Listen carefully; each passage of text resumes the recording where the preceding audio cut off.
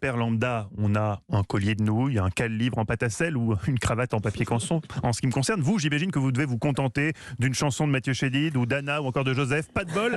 Mais comment ça se passe chez les animaux? La fête des pères est-elle très fêtée? C'est la question très pertinente que j'ai posée à Farah Kasri, notre veto, qui m'a heureusement réorienté vers une autre question plus intéressante. Quel est le rôle du père dans le règne animal? Il se trouve, Farah, qu'il y a toutes sortes de pères en fonction des espèces. Absolument. En tout cas, les super papas, vous risquez pas de les trouver chez les insectes ou chez les reptiles. Il y en a pas vraiment. Ce sont simplement des reproducteurs. En revanche, chez les oiseaux, il y en a quand même pas mal. Surtout le flamant rose. Le mâle est totalement dévoué à sa progéniture. Il va couver l'œuf avec la femelle à tour de rôle, des jours entiers sans même se nourrir. Et après l'éclosion, il va s'occuper du petit en le nourrissant grâce à son bec. Et c'est lui qui va aussi l'emmener à la crèche, puisque chez les flamants roses, les petits sont regroupés pour qu'ils soient bien protégés. Et vous avez vraiment des espèces de grandes crèches où il y a plein de mâles adultes qui vont les surveiller. Ce sont vraiment des papapoules. Et c'est le papa aussi qui va lui apprendre à voler de ses propres ailes. Alors, les papapoules, c'est touchant, mais vous nous avez parlé tout à l'heure des papas accoucheurs. Alors oui, là c'est un crapaud.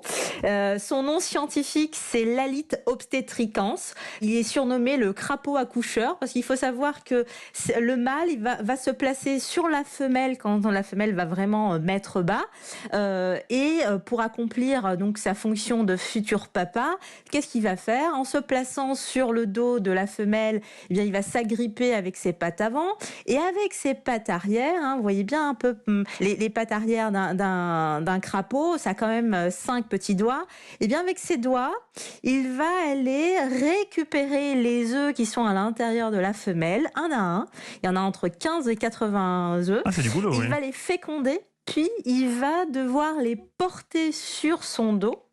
Et comme la reproduction et la fécondation chez cette espèce se fait hors de l'eau, il va devoir les hydrater. Comment? Et il va les hydrater avec quoi? Eh bien, tout simplement avec son urine.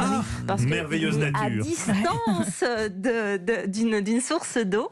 Donc, comme il est loin de l'eau, donc forcément, c'est tout ce qu'il a, c'est son urine. Et il va devoir le faire pendant des semaines et des semaines pour jusqu'à l'éclosion de ses œufs. Donc, vous voyez, c'est un super papa quand même. Ah oui, c'est un super papa. Et chez les animaux, il y a même des mâles qui tombent enceint, si on peut dire. C'est le cas de l'hippocampe. On dit enceint, mais c'est pas très joli. Donc oui, c'est l'hippocampe. Et vous avez une trentaine d'espèces d'hippocampes.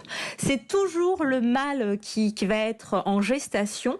Donc il va faire sa grossesse. C'est le terme. La gestation, c'est le terme pour les animaux.